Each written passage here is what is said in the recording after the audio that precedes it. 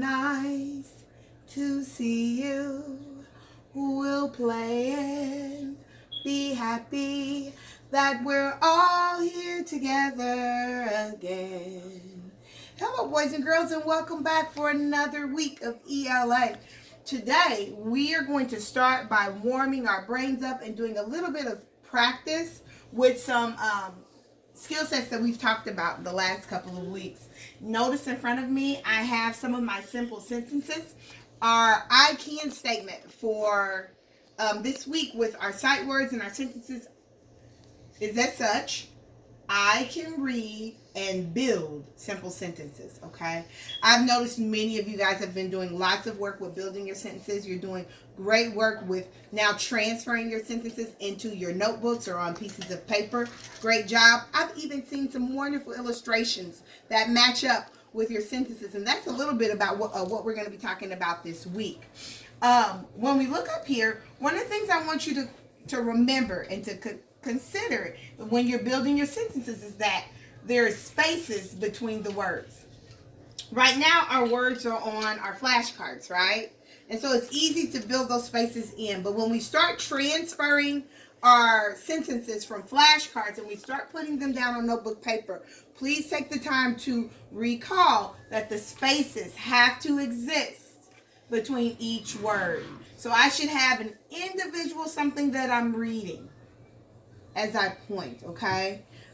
Another thing that I want us to bear witness to is beginning of sentences always start with capital letters, not the word I.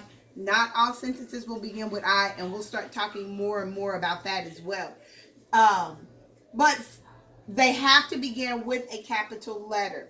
I'm going to show you a little bit of that in just a second. And we're ending right now with periods. Remember, we only use a period, that symbol that tells us to stop or that an idea is finished, when we're making a statement.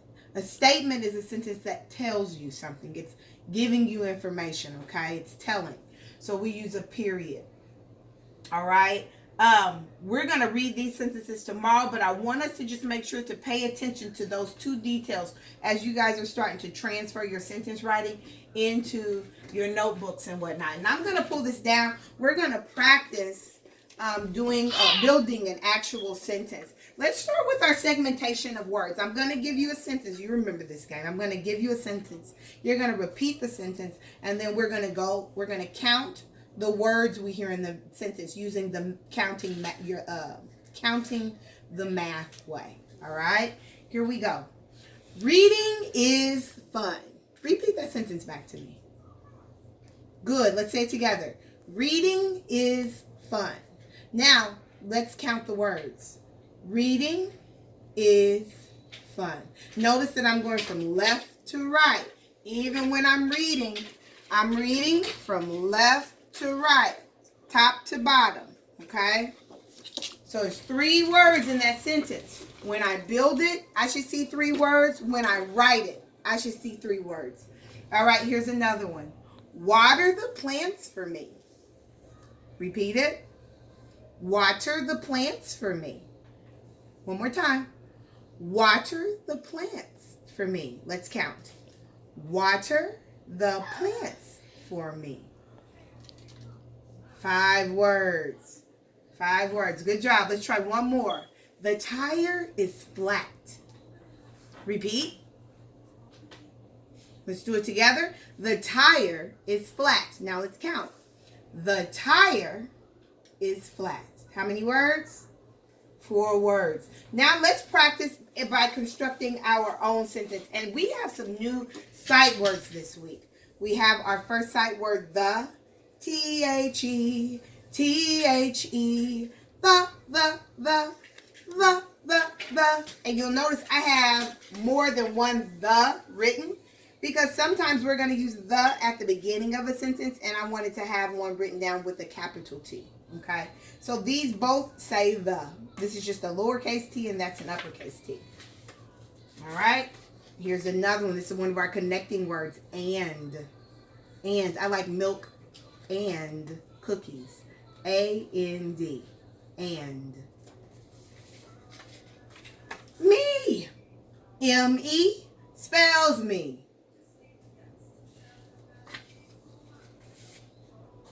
Another short word, is, is. And then our final word, which is our color word, yellow. So we've had all the primary colors. We've had red and blue, and this week you have yellow. Y-E-L-L-O-W spells yellow. Y-E-L-L-O-W spells yellow. All right. I am going to use this week's sight words to construct or build a sentence. The first, I think I'm going to say the sentence first so I can count how many words are in my sentence, and then I'll know what to expect when I put it on my board. The nest is yellow. That's my sentence. The nest is yellow. How many words? 4. So I should have 4 words up on my board. I'm looking for the word the, and since this is at the beginning of my sentence, I am going to make sure that it has a capital letter at the start. The nest. Here's my nest. Let me turn it around. The nest is, I-S is. Then I'm going to use my color word. And my color word is yellow. The nest is yellow. All right. If you notice when I built it, I went from left to right. One thing that I need to add here, what do I need to add? Somebody help me. That's right. I need to add a period. I'm going to put a period on a separate card just because I don't want to write a period on my yellow because yellow may not always be at the end. All right. There we go. The nest is yellow. And now I know that my idea has finished. All right. And there's my spaces. Space, space, space, space. Sometimes when I write, I do a 2-finger space when I'm writing on my paper just to make sure that I have spaces between my words. 1, 2, 3, 4 words. All right. So as you're building your sentences out this week, make sure you take a moment to pay attention to, do I have a space? Am I building from left to right? And am I ending with a period if it is a telling sentence, if it's a statement? Okay, let's move on to our next portion. Last week we did a lot of discussion about the format of books. This week, guys, we're going to use the book Trolls to build out stories and talk about how stories are put together. So this is Trolls, Poppy's Party. So right away, based on the title, I can assume this book is all about Poppy. She's going to be my main character. I think so because her name's a part of the title. And she's celebrating something because there's a party of sorts in here. Okay. Remember, when we look at the beginning of a book, first thing we're going to notice is character and setting. Okay. Here's my main character right here. There's Poppy. There's some supporting characters, and sometimes that'll happen at the beginning of a book. You'll get supporting characters right away. What setting are we in? Where do you think they are? That's right. If you've seen the movie, you know this is Troll Village, right? Your little nest hanging from the sky. All right, and there's Poppy. She's singing. She's hugging Dad. She's letting them know we're going to have a party. It's going to be the best ever. We all know that Poppy loves to celebrate. Here's her friends, and look, invitations everywhere. She's passing out her invitations, asking friends to join her at her celebration. Her friends look pretty excited to be a part of her party. I love the colors in this book. I want you to also pay attention to some of the extra things that are put in the background, like the music notes. That kind of lets us know that some singing is happening. There's lots of singing in the movie. So that connects right in with the text here. There's lots of singing and action. There's even things in the illustration that lets you know there's some movement going on. I also want you guys to remember, when you're doing your picture walks at home, and you're doing that timed reading with Miss A, that 3 minutes of timed reading and trying to build up, this is what you want to do when you're doing your picture walk. Slow down. Really enjoy the details in the illustration. There's a reason why there's an illustrator and an author, right? They partner together to share a whole message. Sometimes the writing has things in it that the illustration doesn't, and sometimes the illustration has things in it that the writing doesn't. But it's because you're supposed to look at both and draw a conclusion. That's where inferences come from, right? I'm going to take what I know, what the author's telling me, and what the illustration is telling me, and I'm able to draw a conclusion. This is what's really happening. This is how she feels or how they feel.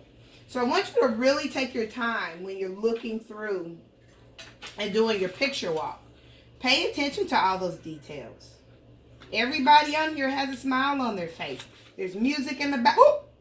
There's music in the background, but what do we notice here? A difference in emotion, right? But if I don't take my picture walk, I wouldn't even notice that. There's a difference in emotion. He definitely is not feeling the party vibe that everyone else is throwing out. Okay? And I can make all kinds of speculations about what's going on with him based on the movie. But when I read the book, I'll know for sure, right? Look, and even Poppy's emotions have changed. And some of the friends. I want you to pay attention to those little details because they're going to give us some information as we start to read the text, right? So slow down. Really take some time to look at the illustration. Look, the setting has changed. We're not out in the village anymore. It seems to be in a private space. Oh, but look. Fireworks, excitement. All right?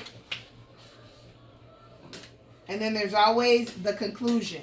Remembering that in the middle of the story, that's where we're really going to start to see the conflict evolve, okay? That conflict is going to increase, okay? And then by the end of the story, that's where we have a resolution. The problem is solved, all right? So today, when you get on to, when you get on the Google Drive, your only responsibility is to take a picture of one of those sentences you build and put it in Google Classroom so I can check you out, okay? All right, guys. Bye-bye.